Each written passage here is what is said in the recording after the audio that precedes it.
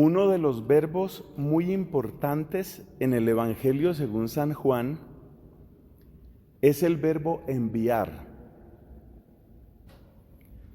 Este Evangelio de Juan tiene su vocabulario propio y a medida que uno se va familiarizando con él, uno va descubriendo que las palabras, especialmente las que aparecen más repetidas o en circunstancias más solemnes, tienen una densidad especial. Por ejemplo, el verbo ver o el verbo creer, o por ejemplo, la palabra sed, la palabra pan, la palabra luz. Hoy nos encontramos con este verbo, el verbo enviar.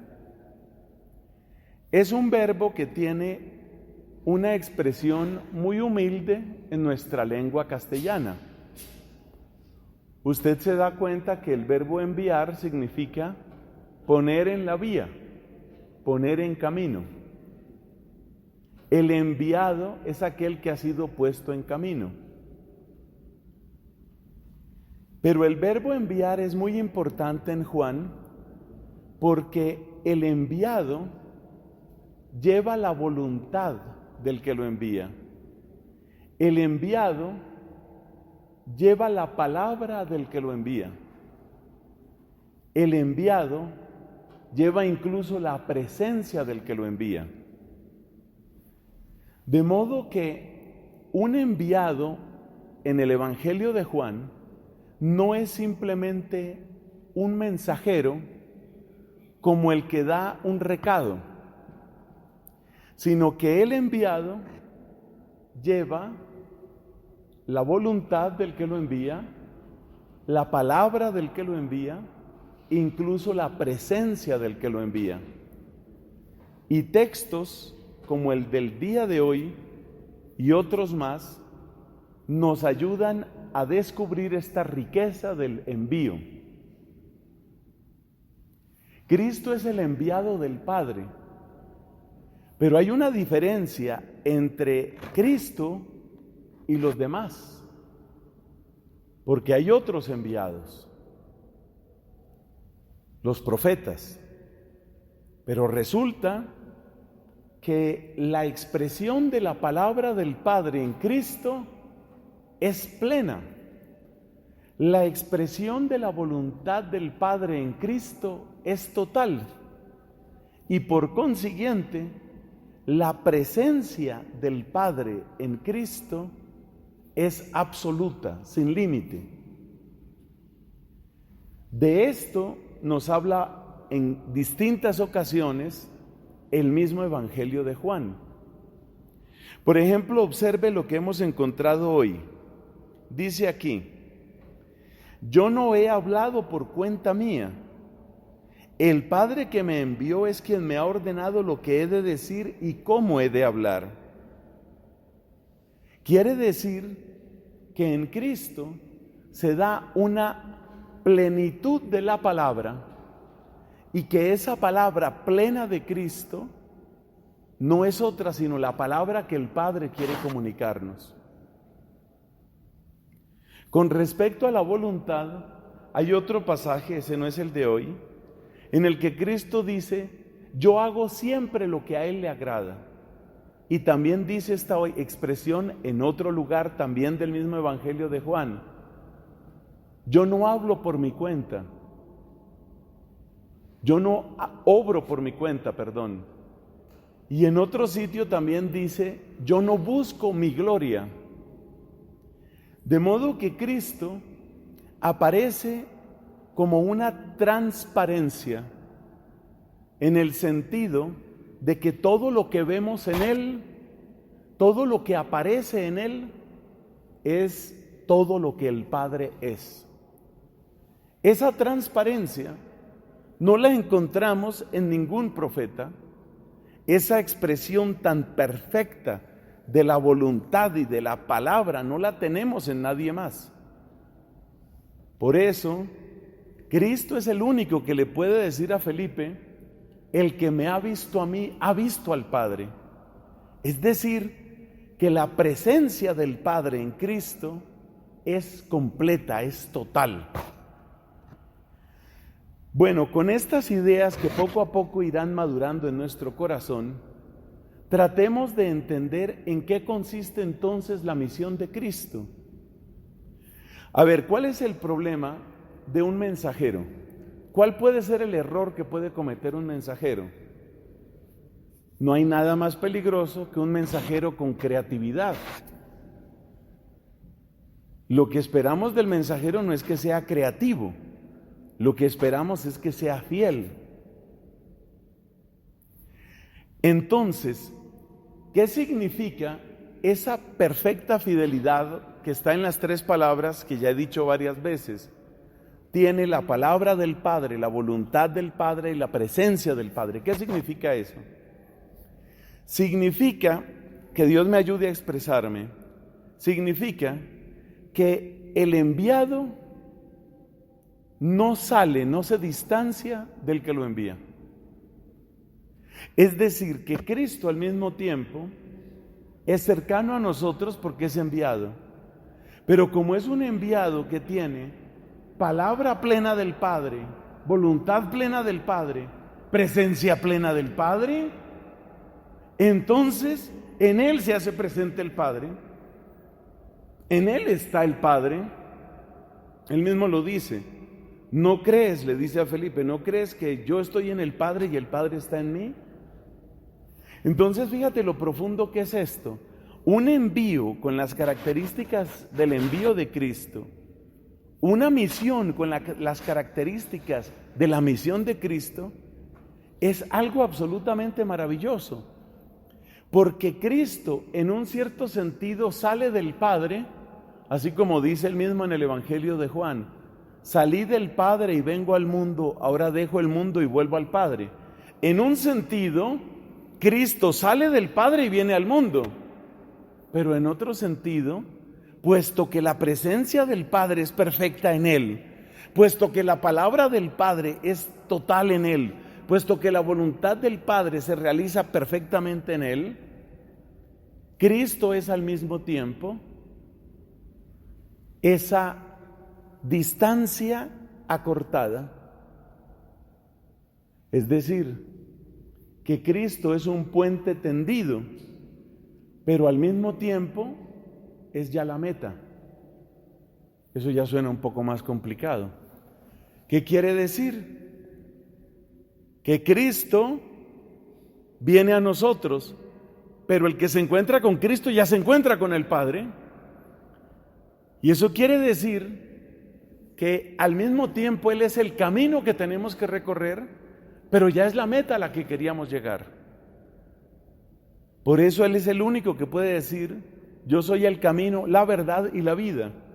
Como explica muy bien Santo Tomás, es camino por el que hay que caminar, pero ya es la meta, porque las palabras verdad y vida tienen carácter de meta. Entonces Cristo es al mismo tiempo un enviado y es al mismo tiempo presencia del Padre. El efecto que esto tiene es el que aparece en algunos manuscritos antiguos del Evangelio de Juan. Allá en el capítulo 3 de San Juan encontramos esta expresión en el diálogo con Nicodemo: nadie ha subido al cielo, sino solamente el que ha bajado del cielo, el Hijo del Hombre. Pero hay algunos manuscritos que añaden esta frase: el Hijo del Hombre que está en el cielo.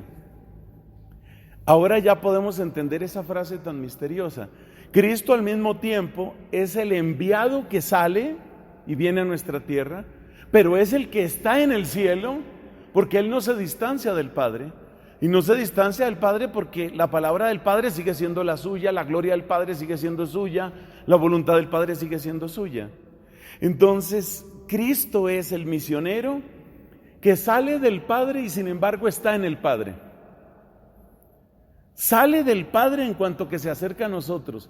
Está en el Padre en la medida en que en Él se realiza la voluntad del Padre, lleva la palabra del Padre, tiene la presencia del Padre. Sale del Padre y está en el Padre.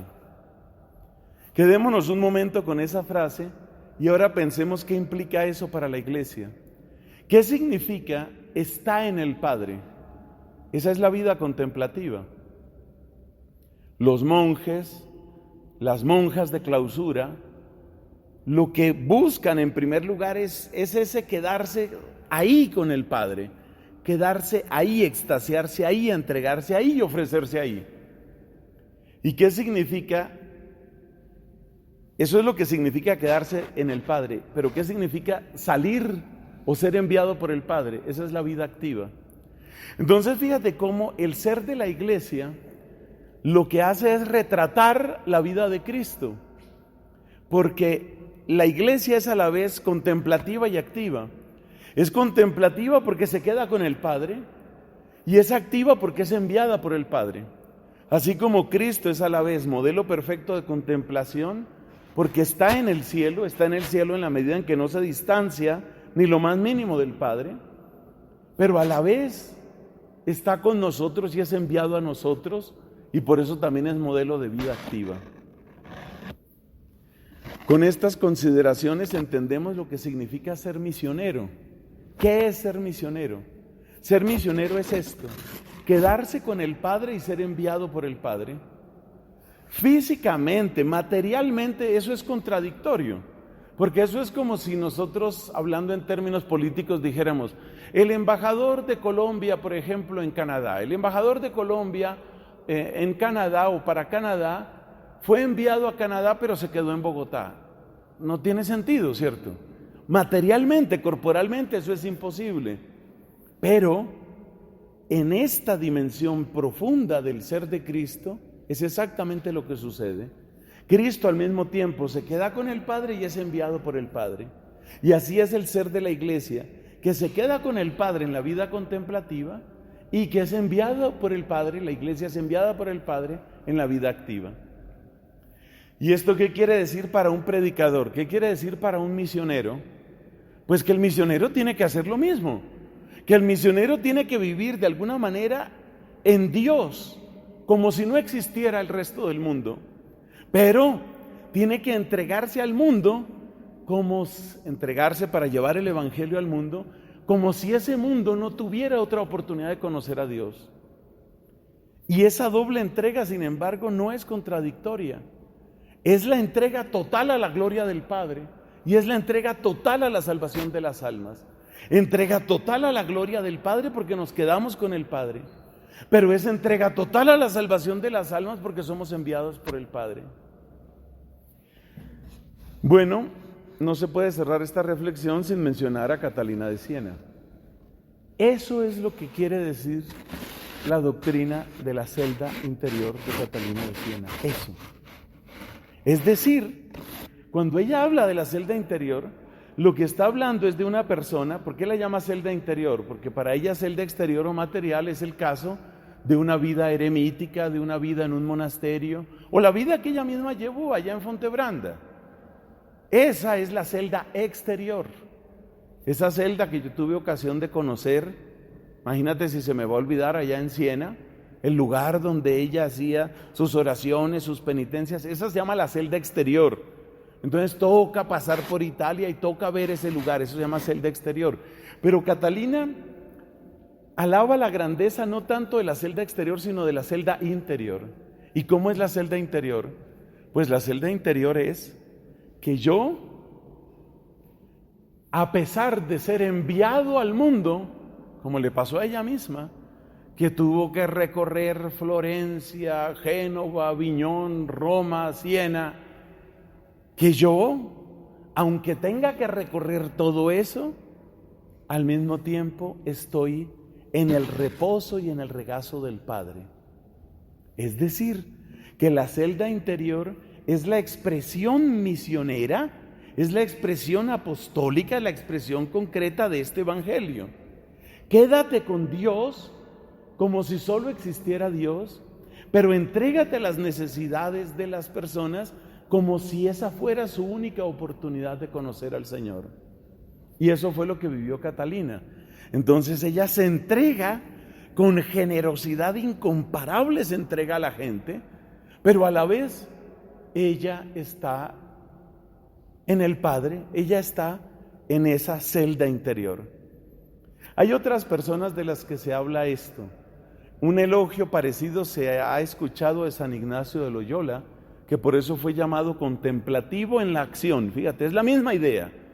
Contemplativo se queda en el Padre, como que su pensamiento está absorto en el Padre, pero en la acción porque se dedica a la evangelización. Cosas parecidas se dicen de la patrona de la Arquidiócesis de Bogotá, Santa Isabel de Hungría.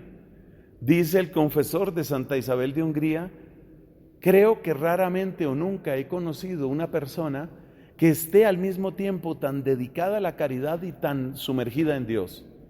Ese es el camino. ¿Y ese camino de dónde surge? De este texto, de esto que hemos dicho aquí, de que Cristo es al mismo tiempo el enviado que lleva la buena noticia, pero un enviado que no se distancia, un embajador que no sale y sin embargo sí sale. Ese es Cristo. Y nosotros estamos llamados a vivirlo, si usamos el lenguaje de San Ignacio de Loyola, como contemplativos en la acción. Si usamos el lenguaje de Catalina de Siena, desde la celda interior. Ese es el llamado que nosotros tenemos. Y esos son los verdaderos misioneros. Ejemplo de esos verdaderos misioneros tenemos muchos, pero claro, pensamos especialmente en San Pablo. Cuando uno mira toda esa hermosura de los escritos de San Pablo, especialmente me estoy acordando de la carta a los Efesios, la contemplación del misterio. Dice el mismo Pablo: el secreto escondido por siglos infinitos. Eso fue lo que Pablo descubrió. La revelación de Dios al pueblo pagano. El misterio escondido por siglos infinitos. Es un hombre de una contemplación altísima y al mismo tiempo está resolviendo casos como: ¿qué hago para reunirle dinero a los pobres cristianos y judíos que están pasándola mal en Jerusalén? O las distintas disputas, o como él mismo dice, su solicitud por todas las iglesias. Bueno, ¿qué queda para nosotros de este evangelio? Primero, admirar y adorar a Jesucristo. Saber que cuando tocamos a Cristo, cuando recibimos a Cristo, Dios no puede estar más cerca. No hay manera de que Dios esté más cerca. Cristo al mismo tiempo está con el Padre y con nosotros. Por eso puede ser puente, como dice Catalina. Y segundo, recibir este hermoso desafío de ser también nosotros misioneros a la manera de Pablo, contemplativos en la acción a la manera de Ignacio de Loyola, gente de celda interior como Catalina de Siena. Así sea.